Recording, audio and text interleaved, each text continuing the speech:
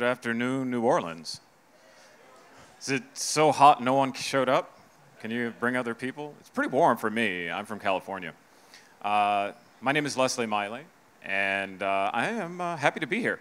What am I doing these days? Currently, I am the president of the West Coast for Venture for America, trying to convince Silicon Valley to get out of Silicon Valley. We can go more into that later.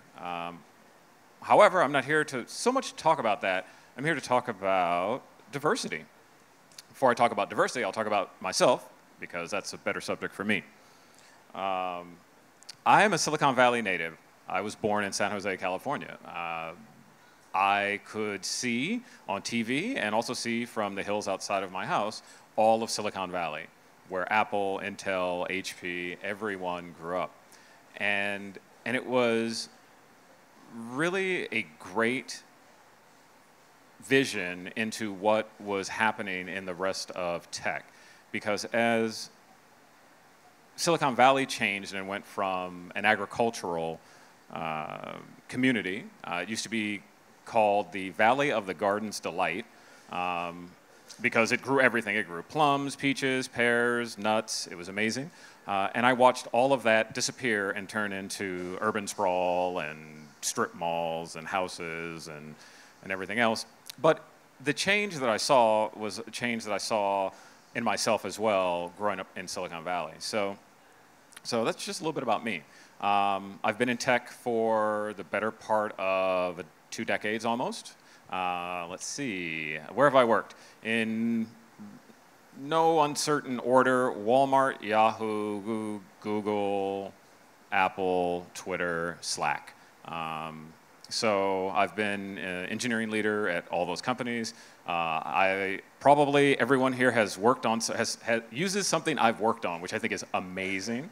It's also a little bit intimidating sometimes because people ask you questions like, why doesn't Google Docs do this? I'm like, I don't know. I don't work there anymore. It's like, why I want to do this with Slack? And I don't know. I don't work there. It's like, and why can't I tweet more than 140 characters? And I'm like, hey. And you know what? I think I forgot the slide clicker. So we're going to talk about D&I. So diversity and inclusion, it's a big subject in Silicon Valley. It's a bigger subject, I think, across the country. It means different things for different people. But sometimes I ask myself, is D&I a 4-letter word? Because people treat it that way, like a 4-letter word. Sweet. People treat it like a 4-letter word. And I can kind of understand why. Because, I don't know if I did this right. Because what happens when you spend $750 million on D&I? So the last 3 years, tech, the big tech companies in Silicon Valley have spent $750 million over the last 3 years, about $250 million a year to improve their diversity. And look what happened. Nothing. Actually, something did happen. More white people got hired. How does that work? I'm still trying to figure that out. But if I were Tim Cook, who they have about $250 billion in cash, so he's probably not hurting. But if I were Larry or Sergey, I'd wonder why that hasn't changed. I'd wonder why I'm spending this money and the numbers are actually not moving. And these numbers are particularly important because this is leadership. These aren't employees. These are managers, these are directors, these are VPs, these are C-suite. And if that doesn't change, nothing's going to change. And if it actually starts going the other way, you know what's going to happen. And that's a problem for me, and it's a problem for other people who really care about this. So what happens when you prioritize innovation over inclusion? Has everybody here heard about Zenefits? Zenefits, they're an online benefit company. They kind of blew up in the news last year. I think some news, yeah. So after banning sex in the office, that's a news headline, right? It's like, what happened? It's like, hold it, I was actually in the office they were in, and though I never saw that, I did see a prodigious amount of drinking. And I wondered, I'm like, wow, how can you guys drink at 2 o'clock in the afternoon? I know this is New Orleans, but in California, we don't do that. We wait until at least 4:45. And they've been in kind of a downward spiral. But I mean, this was one of those issues where people were like, how do you create a culture that people think it's okay to drink in the middle of the day, people actually think it's okay to have sex in the stairwell, and then leave the remains, right? I never quite understood that. And the company has been on a downward spiral, but there were other things. There was cheating on documentation to be able to process insurance and to offer insurance. I mean, it was just a horrible culture. And it was a horrible culture that was run from the CEO, because the CEO was the kind of take his team out to the strip club, and this is all documented, and pound, shots of tequila. And as I was doing this slide deck and I was preparing this, I ran into an article 2 or 3 days ago about this guy's name's Parker Conrad. I called people out and I tweeted him this morning. Like, he just got $7 million to start another company. I'm like, women of color, people of color can't get funded. And this bozo, and he is a bozo, who created a culture, of sexual harassment, of alcohol-fueled broness, and I was there, I saw it, gets $7 million to do the same thing he did before. If anybody wants to give me $7 million to party, let me know. I'm all about that life. So what happens when you prioritize culture over diversity? This got weird today. I was doing research in my hotel room, and I'm like, oh, hey, look what just popped up. This is an interesting case because I did a little research on the company, and it has about 21, 22 employees, and only 4 men. And in the news today and yesterday, the CEO is now under some harassment investigation.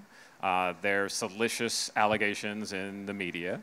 I'm very upfront with everything I do, and Noe has been very gracious to let me talk about this on stage.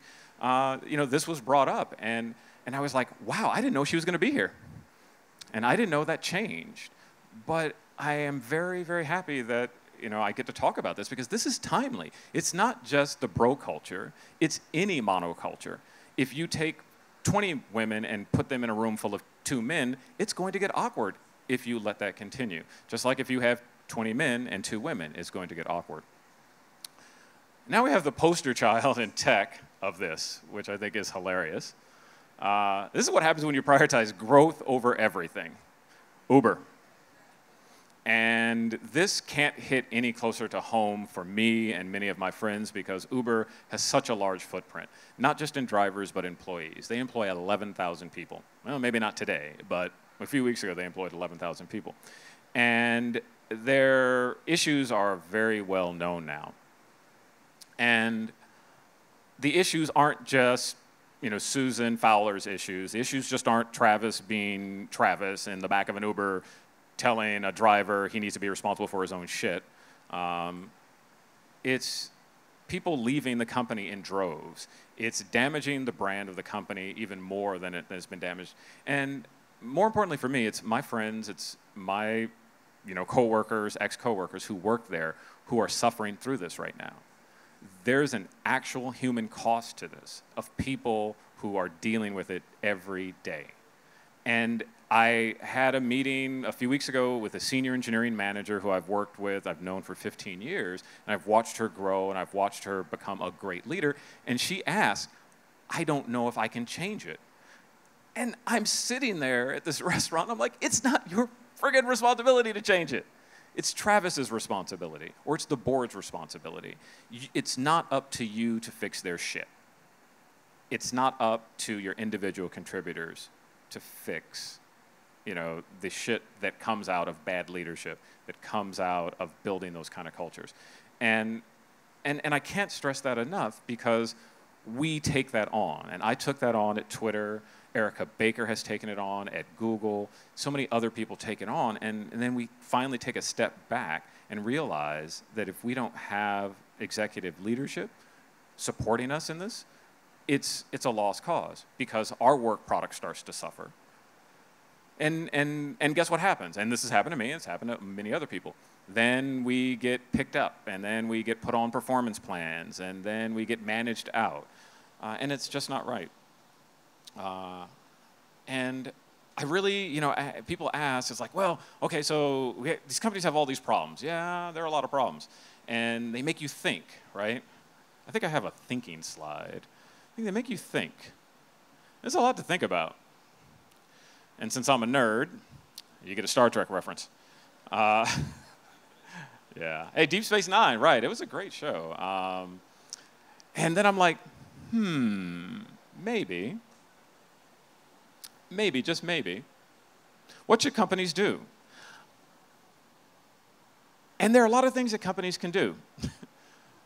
Is the most topical meme, right? Drive diversity from the top down. It has to come from your CEO. It really does. If your CEO is not driving it, it doesn't work. They can give money to it, and I'm going to bring up a company that has told me that they have all the resources in the world to work on diversity and inclusion, and that's Facebook. What I was told by their head of D&I is that we have everything we need from a resource standpoint, we just don't have enough time. So several years later, their numbers haven't moved. So I'm thinking there's a bigger problem here. Because if you have all the resources and nothing's changed, maybe you should change internally. And I think that came out with Mark Zuckerberg doing his 50-state visit and speaking to an HBCU and defending diversity on his board of directors when they asked, why is Peter Thiel still there? And so he's like, well, we need different ideals, we need different viewpoints, we need people with different political opinions. And I'm like, and you're defending the diversity of the person who wrote the book, The Diversity Myth. Okay. The problem is not with your resources, the problem is with your people. And that's where you have to change. And if the CEO is not on board, it's really hard to get everybody else on board. And I think we've seen that many, many times. Communicate fearlessly but compassionately. It is so important for people to own their shit. You can't have an issue like at Zenefits and not send out the email saying, don't have sex in the stairwell. You can't have issues at Uber and not approach them head on. When you do that, people see through it. Dick Costolo, who I think is an amazing leader, is a former CEO of Twitter, said, as a manager, you're transparent. And you are. We think we're not. We're like, oh, we're managers, we can manage the message, we're going to say this, and we're going to get everybody on board, then we're going to move on. And having been the person in the back row and also the person now on stage in the front row, yeah, I can see through most anything now. And I think most people 1 or 2 years out of school can tell when you're blowing smoke in a deep, dark, damp place. And they don't like it. And it erodes trust, it erodes support. And really you have to take it upon yourself to get comfortable saying the uncomfortable things. Get comfortable looking at issues and speaking to people like they're adults, not like you're trying to limit your liability. Because we do that a lot. It's like, don't say this because it's a liability issue. I'm like, no, say it. People are adults. I mean, they're not sitting here waiting for a good, an easy message. Use inclusive and transparent hiring practices. Yeah, I know, right? Why? So when I left Twitter after coming out black, and it was a big issue. There was a lot of talking, a lot of changes that they were going to make, and so they hired a VP of Diversity and Inclusion. Great individual, by the way. His name's Jeffrey Seminoff. And he's a great person, and I think he walked into a very bad situation. And he didn't walk into a bad situation because of how bad Twitter is. He walked into a bad situation because he only interviewed with like one person. He didn't interview. Here's the head of D&I. Didn't interview with the Blackbird Twitter Employee Resource Group. Didn't interview with the Twitter Open LGBTQ group. Didn't interview with ALAS, the Twitter Latinx group. He interviewed with one person and got hired. You have to have transparency. You have to bring people into the fold in all your hiring, not just those hires, but the individual contributor hire, the person who is, sometimes just sitting at the front desk. And it's so important to have transparent hiring on both sides. You need to tell people why they're interviewing. You can't say, and this has happened to me, where people will come up and say, can you interview this person? I'm like, why are you telling me this right now?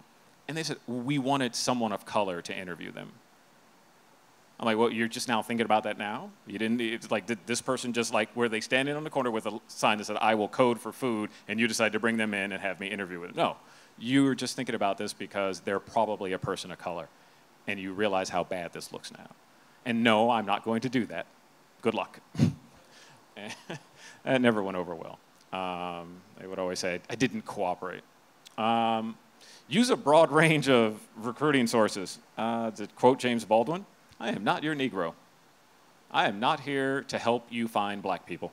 I'm not here to help you find women, not here to help you find anybody. That's your job. And that has happened where people have come up and said, we want to go through your LinkedIn and find candidates of color. And I said, you know what you should do? You should go to the executives' LinkedIn. Have them find candidates of color in their network.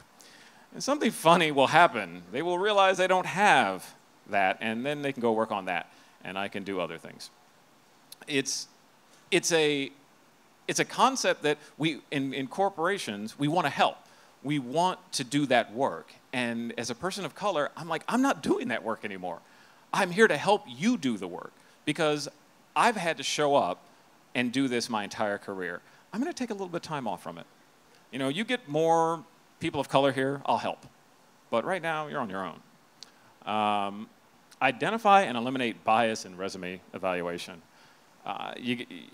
If you're saying, I want people from this school, that's bias. If you say, I want people with this profile, there's a little bit of bias there. And if you tell your recruiter that, they're going to optimize for that. And they're going to keep bringing it in, and your company's going to look the same.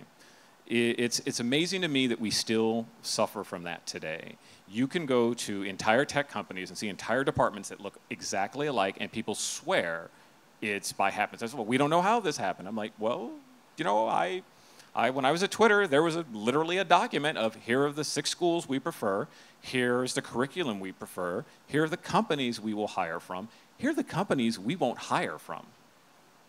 I mean, you don't get any more bias than that. So if you're doing that, identify it and get it out. You're never going to grow, you're never going to reach your potential if you just keep bringing in the same people. Train employees on how to interview. How many here just got pulled into an interview like early in their career and didn't know what the hell they were doing? Yeah, it's bad. I mean, I'm pretty sure I've asked inappropriate questions. I know I've asked inappropriate questions. There's a great story by a gentleman named McKinday, and he went into an interviewed with a co-founder, and the co-founder actually asked him, why do all the black kids in college eat at the same table? I mean, that is, and he's an engineer, right? This is not like, hey, can you sort this list, right? This is like, why would you ask that question? Because nobody ever taught him how to interview, and he thought that was a question to get to, one of my favorites, it's not on here, to get to culture fit.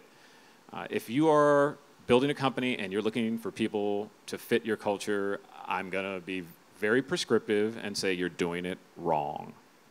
You're looking for culture add. You're not looking for culture fit. You want people to come from different backgrounds. You want people who have different experiences. It's really fun. I mean, I love sitting next to somebody. I have to ask them questions about their culture.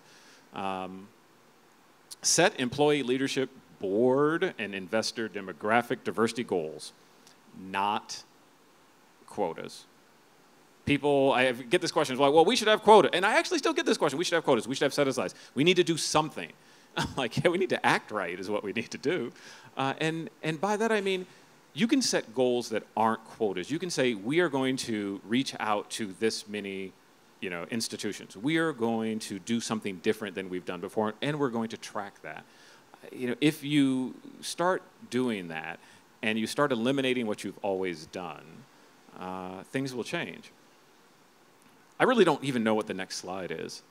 Oh, hey, how to get woke. Here are a couple of resources. And I threw these resources up there because they're the people I've actually worked with myself. I think everybody, at least 1 or 2 people at all of those places, and they do great work. They do great work in consulting. They have great online resources. If you do nothing go to Project Include and just run with that. If you don't have the time or the money or the resources, just go to Project Include. It's all there. If you followed their advice, you would never run into Uber problems. You will never run into Twitter problems. You will never run into Zenefits problems. You'll run into other problems, but you won't run into those problems. So in closing, at least in this portion, one thing I'd really like to say is I love this town. This is a great town. You guys do food really well. It just smells so good. I just walk around, I'm like, this smells so good. San Francisco usually just smells like San Francisco. This smells really good. And I want to thank everybody. Thank you very much.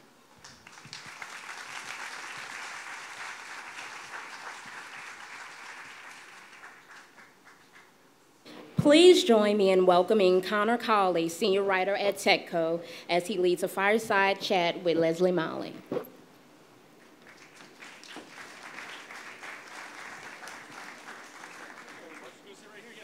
Do we share the mic? It would appear so. Well, you get to start. We're going to share the mic. It's going to be great. Oh my gosh, this is so comfortable. Leslie, that was great. Can we give it up one more time for Leslie, by the way? You're doing so much for this. I think everyone here really appreciates it, and really thank you for doing that. I have to ask, what is the driving passion behind this inclusion movement you're trying to start here? What's driving you, besides it clearly working? I'm tired of being alone. You're laughing. It's true. I have worked. Hey, we got another mic. Nailed it. Most of my career as the only African American in an engineering organization. And that's a very lonely place to be. And it's very isolating, and it's wrong. It's wrong. It is so wrong to deny people an opportunity, particularly in technology. And it is the single most, amazing economic engine we've seen in the last 25 years. And to have less than 1% African American representation in leadership is appalling. It's appalling. I mean, there's a lost generation. There's so much lost economic opportunity there. And if we don't change that, we're not going to make the kind of inroads we can economically. I agree. I think it's mind-blowing that people don't see that it's not only valuable, but it's helping. It's helping so much, and people still just aren't really jumping on board as much as I think they should be. I think they think they're jumping on board, but they're not. I have so many numbers in my head right now. $750 million in 3 years. That's $250 million a year. Do you know how much it would cost Apple to open up a 650-person office in New Orleans per year? $42 million. $42 million. They spend more on their unconscious bias training. Your bias doesn't go away because you get training. Your bias goes away when you engage communities where they're at. And when you engage communities where they're at and you work on solving problems together and you collaborate, that's where the bias goes away. And I just don't understand why they don't do it. Actually, I do understand why they don't do it. I just don't like to say it's because they don't value people of color's contribution. They don't think we're qualified at the end of the day. And if they did, they would be here. If they did, they would be in Richmond, Virginia. If they did, they would be in Atlanta. That makes a lot of sense. For the big guys, that's how they deal with unconscious bias. How do some of maybe the smaller entrepreneurs here deal with unconscious bias and making sure that they're not? Obviously, it's something that's hard to avoid because it's unconscious. But what is something that you can do on a daily basis or on a monthly basis that can stop you from being and having these kinds of biases? I may get a little bit political. That's okay.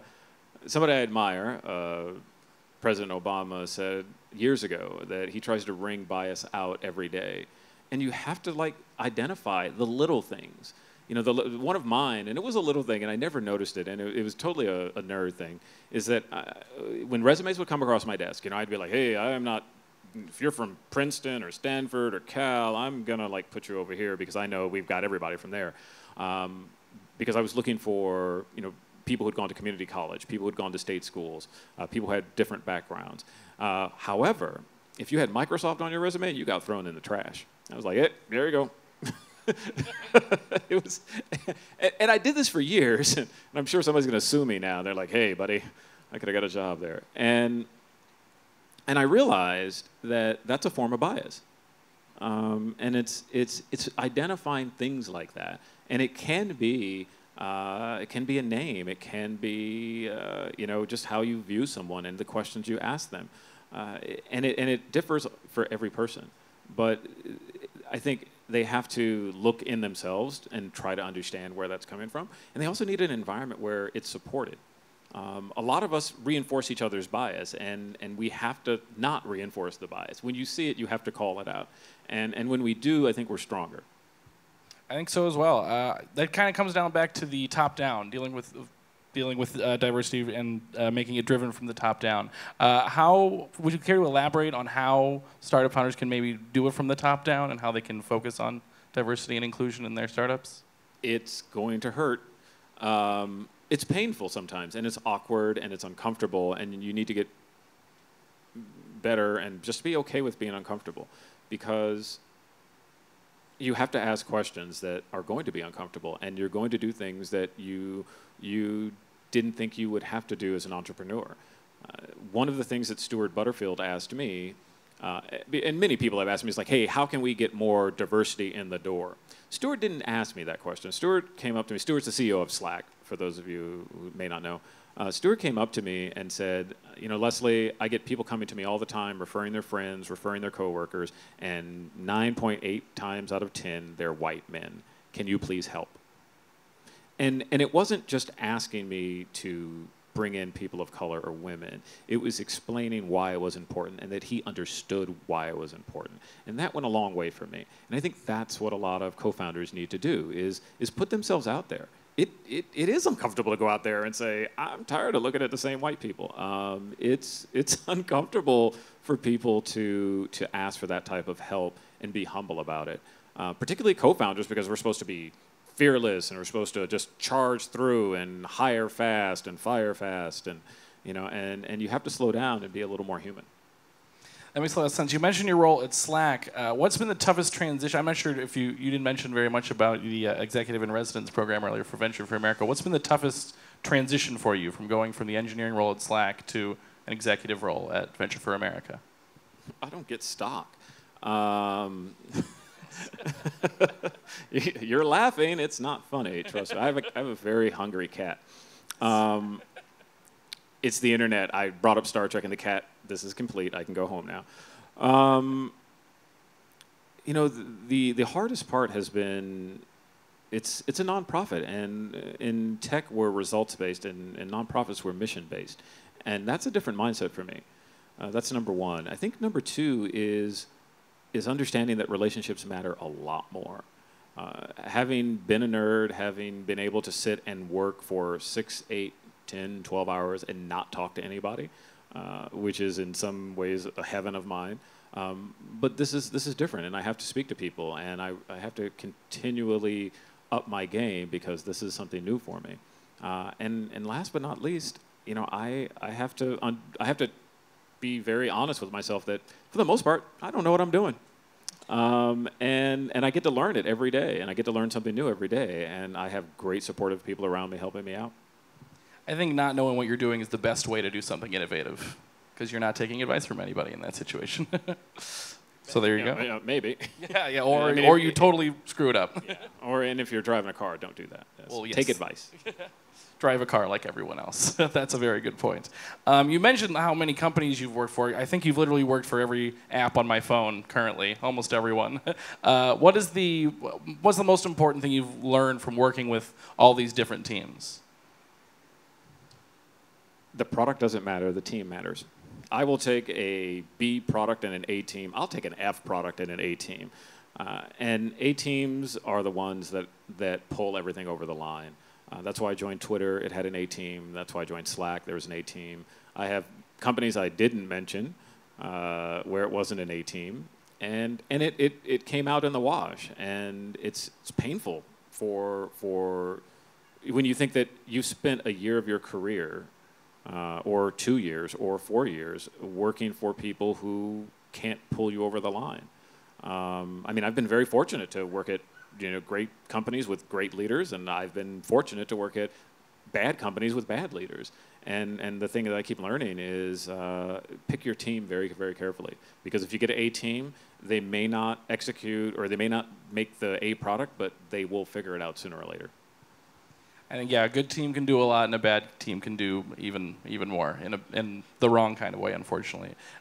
In that sense, what's the toughest challenge you've had to face? I mean, either on a bad team or something like that, and how did you overcome it? Toughest challenge. Wow. I guess two things: keeping my mouth shut and speaking up. Knowing when to keep your mouth shut is important. And knowing when to speak up is really important. I'll bring up knowing when to speak up. I had a manager at Google who tossed me a book. I tell this story, and every time I tell it, it's weird because it actually happened. So I was sitting on a couch working, as one will do at Google, and the director of our group came by, saw me, came back, tossed me a book called Not a Genuine Black Man by Brian Copeland. And it's a poignant book about his life growing up in a community that was mostly white, and his life as an outsider in that community. And I got the statement from this director that it will help me get along better at Google. And I really just should have jumped up and called him all kind of names and quit on the spot, to be perfectly honest. And that is one of the times I didn't speak up. I didn't speak up to HR. I didn't speak up to anybody. I just left. And went back and kind of licked my wounds and plotted my exit out of the company. And I think it emboldened him to do that. And that's wrong. And I think there are times when you don't speak up. And sometimes you don't speak up when you see someone doing the right thing and it may not be, it's the right thing ethically, but the wrong thing for the company. And I've not spoken up when I've seen that before, and that's hard. I would say that is a tough one, and kind of got to walk that line between when you're supposed to speak and when you're not supposed to, or when you should, I guess. I think there's a lot of people here that really look up to you, and I think you are an exemplary entrepreneur and everything like this. And I think everyone wants to know what kind of advice would you give for the people in this room here in New Orleans? Plastics. No, a few people got that. It's advice. Be your authentic self, because it sucks to be somebody else. I spent the majority of my career being somebody I wasn't. Being in communities and being in cultures that wanted you to fit in, I sublimated my blackness, and I tried to fit in as well as I could.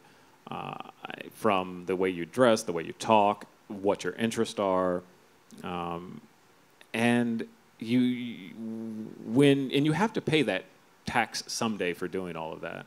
And my day came when I realized that my company didn't notice my blackness at all.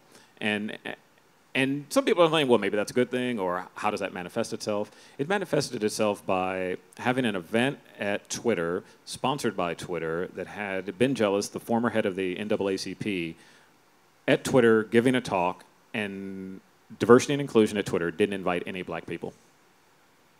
How you have the head of the NAACP, the former head of the NAACP, speaking at your company and then don't invite black people. And I had a meeting with the head of D&I the day before. And I sat down and I asked a friend of mine who's a former Black Panther. He's an old, grizzled guy. And he just said, hey, man, you made it easy for them to forget you're black. So that was a lesson. That's a hard lesson to hear. And so my advice is be your authentic self. You may think you're getting ahead, but the self-care I've had to take on for myself after that says that you're really not. That was very inspiring, I must say. Well, thank you so much, Leslie. We're just about done here. We're going to open it up to audience questions in just a minute. But first, I'm pleased to introduce Chris Massengill, Federal Co-Chair of the Delta Regional Authority, a longtime partner of the Idea Village and sponsor of this keynote session. Give it up for Chris.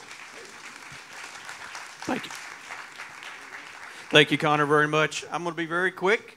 Leslie, thank you very much for what you're doing. You're inspiring. This is an important issue, particularly for us in the Delta region. It's something that we care a great deal about. Again, my name is Chris Massengale. I'm the federal co-chairman of the Delta Regional Authority, and we're proud to be partners with Idea Village and NORI to help sponsor this keynote, particularly for what we're trying to do for entrepreneurship in 8 states, 252 counties and parishes. We started the Delta Entrepreneurship Network 3 years ago to help be a platform to identify and grow and nurture and connect entrepreneurs and entrepreneur support organizations around the region, particularly in our rural parts of the Delta region.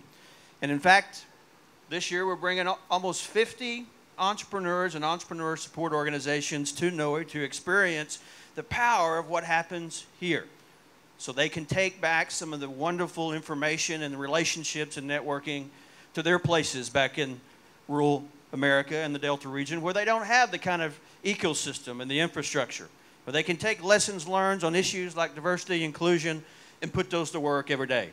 And we do that with the support of the 8 governors that make up the Board of Governors for the Delta Regional Authority. And today I'm actually very proud to be joined by some of their representatives, and I'd like to say thank you to them and introduce those to you now, starting with our state's co-chair representing the great state of Alabama and Governor Bentley, Jim Byard here in the front. Jim Byard. Brooksy Carlton representing Tennessee and Governor Haslam. Leslie Durham representing Governor Edwards here in the great state of Louisiana. Andrew Schochner representing Governor Bevin in the great state of Kentucky. So thank you all very much. I want to say thank you to Idea Village for being such a great partner. We're going to turn this thing back over because I know you all want to continue to engage in Leslie, and thanks for allowing me to come and say a few words. Leslie, keep up the great work, and Connor, I'll turn it back over to you. Thanks, Chris. Yeah, so I think we're having people line up maybe over the mic over here. If you have a question, feel free to line up and ask away. Hi, I'm Shelly Bell, founder of Black Girl Vision. Black Girl Vision is crowdfunding meets pitch competition for women of color entrepreneurs. I think it's interesting that we had a woman of color introduce a white male to do a fireside chat with a person talking about diversity and inclusion. But my question is, when you are because you talked a lot about it from the thing of not being included, and then you brought up one of the organizations that was like a monoculture. So what do you do, or what are your thoughts on you're the excluded? You are the woman of color who's not receiving funding or looking for it. What about those organizations? Should we also be thinking about what it means to be diverse and include when we're the people being excluded? That's a hard question. And I don't know if I have an answer of what you can do. So at Venture for America, we have a seed fund that we use to co-invest in companies that are started by our fellows. And one of the issues is when we called out for people to submit funding requests, like, hey, get us your pitch deck, tell us your ideal, we got 0 from people of color and women. And I was talking to the person who was running that, and I asked him, I'm like, did you ask them to apply to this? He's like, well, we sent out an email to all the fellows. I'm like, did you go to the women of color, did you go to the people of color and ask? And he said no. I'm like, you have to do that because we are always excluded. We actually take that as our standard, the way we do things. So I think what we have to do is find out where we're excluding ourselves in some ways and inject ourselves into the process. And sometimes that's difficult. And I'll give you an example. So after my issue with Ben Jealous at Twitter, I'm going to I said I wasn't going to do that, but I am. I'm going to drop the F-bomb. I gave 0 fucks after that day. And the reason I gave 0 fucks is if they can not have me and other black people at this event, I have to do something more. So I found another event that was going on that our people were going to where Jesse Jackson was going to be at. And I'm like, can I go? And they're like, no, it's only for HR people. I'm like, okay. I have a friend of mine who's a reporter who will give me a pass. Then they said, you can go.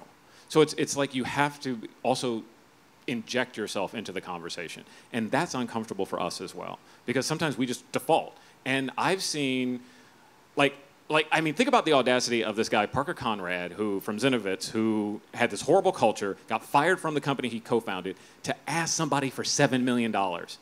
That's audacity. I would not be asking anybody for money after I did some crap like that. But he had no problem doing it, and that's how bold we need to be. And we're going to hear no a lot more. We're going to run into a lot more obstacles, but we also have to have that kind of tenacity. And I know that's a hard thing to hear, like, it's already hard enough.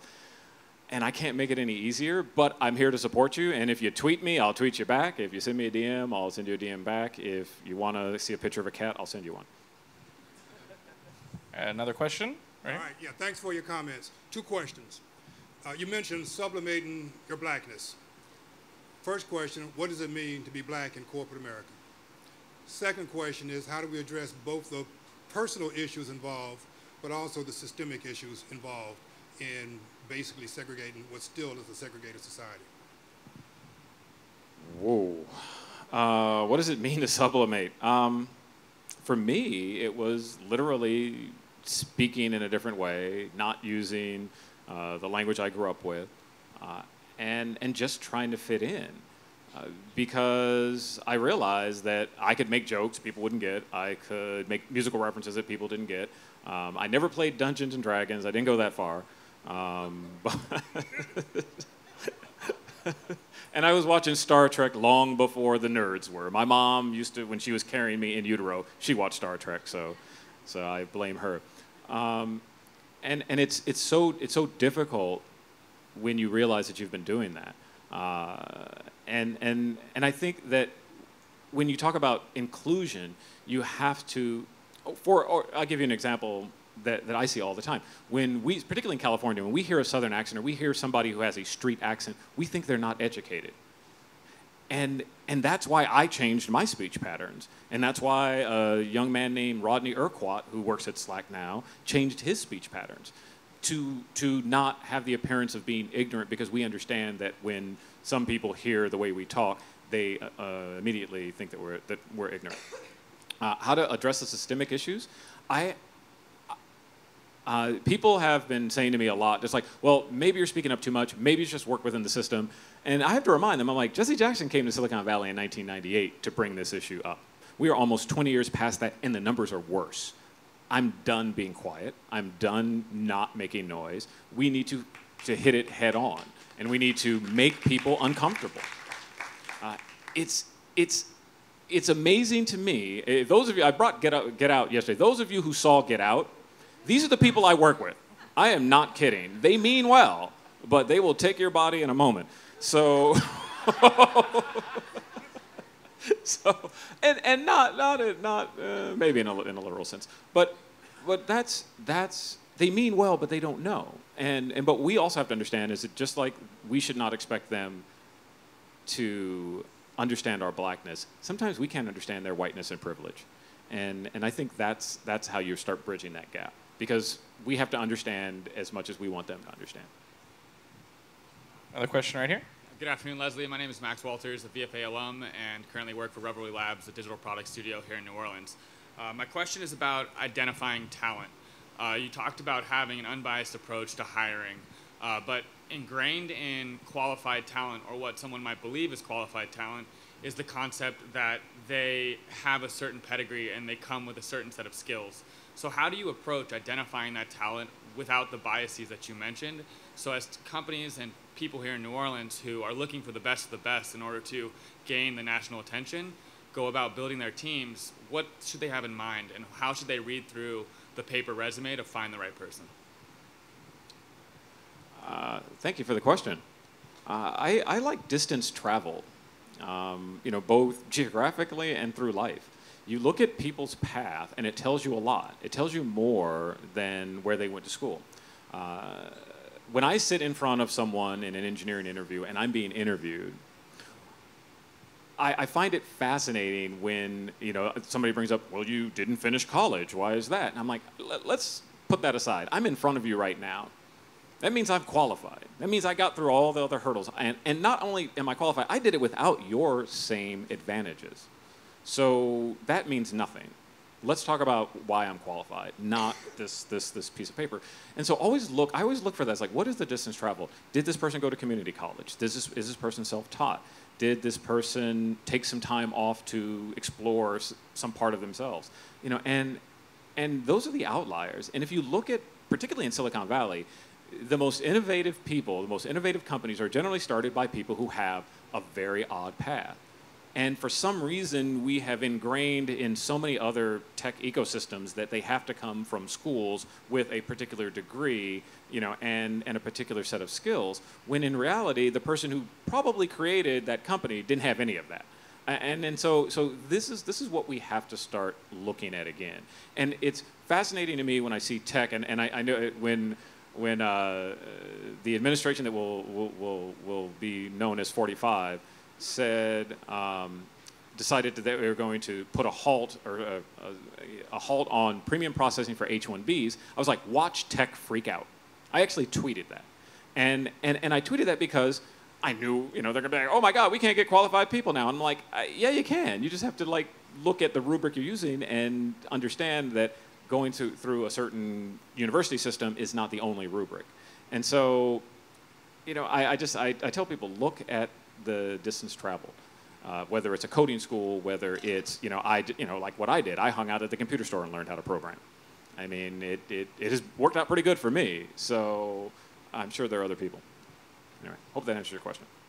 Another question right here. Yeah. First of all, I want to tell you I relate to that California comment you made, because when I moved there, when I was in my 20s, people could not understand me on the telephone. And I had to learn to adjust my speech so I could be understood. What I want to ask you to talk about is the lady who just talked about the Black ladies group. I've, in my past, had to integrate boards. And they would come to me and say, can you find us someone? My approach, and that's because I work in the community, and I was on community boards. My approach was always, let me get the best qualified person in this situation. So my feeling is that if you want to be part of, you have to step up and join. And when you join, then raise your hand. And don't be shy about talking out and contributing and volunteering to participate. So I just would like you to, because I think that's would help this. It's hard to stand up. And sometimes when you stand up, you don't get noticed. And sometimes you stand up and you get slapped down, and you get slapped down, and you get slapped down. And how many times do you slap down before you stop getting up? There are many people who do that. And I got slapped down a lot, and I'll give you an example. I used to be very brash and bold early in my career, and my performance reviews started having those words. I'm sure many of you have heard. You're aggressive, you're intimidating, you're this, you're that. So you change because you see that there's a financial incentive and there's a career incentive for you to change. And yet I'm watching other people have the exact same behavior and get promoted and get advancement. So it's a fine line. It's easy to stand up sometimes, you know, but it's not easy to stand up after you've been smacked down 5 times. Another question right here. Yeah. Hi. Hello. First of all, I wanted to say that you started talking. I was like, I know I've heard this guy before, and I heard your talk on Code Switch, the podcast. So I'm very excited to have the opportunity to hear you talk in person. And on that, do I need to get, is that better? Hello.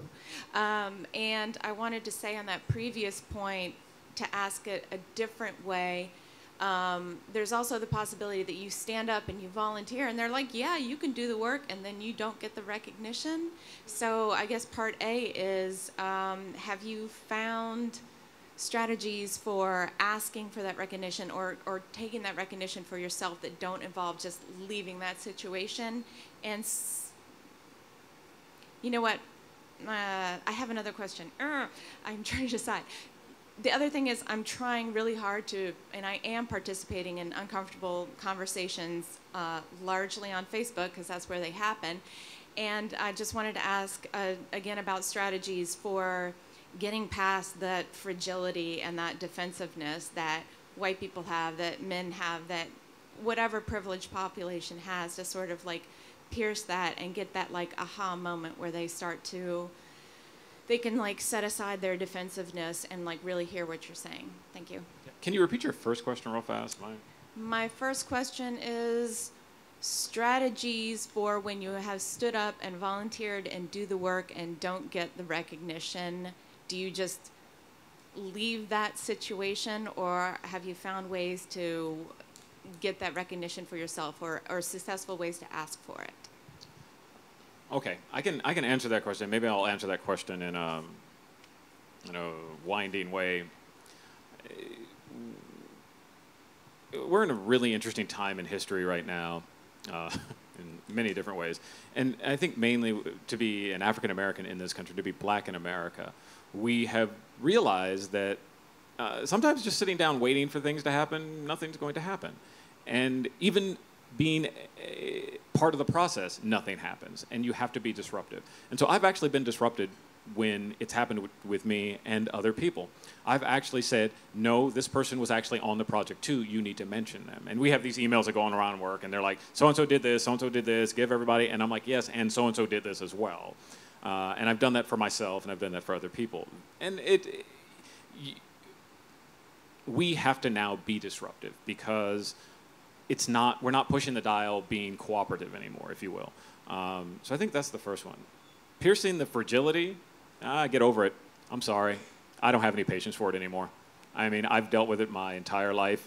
If you're that fragile, I don't have the patience for you. I'm not here to make it easy for you. I'm not here to make it simple for you. I can't answer the question because I look at it and people are like, well, you get more bees with honey. I'm like, I don't want those bees. Send me some black bumblebees. I don't want those bees. And I know that sounds a little bit trite and like, oh, maybe she could. No. You know, when it's where I get emotional.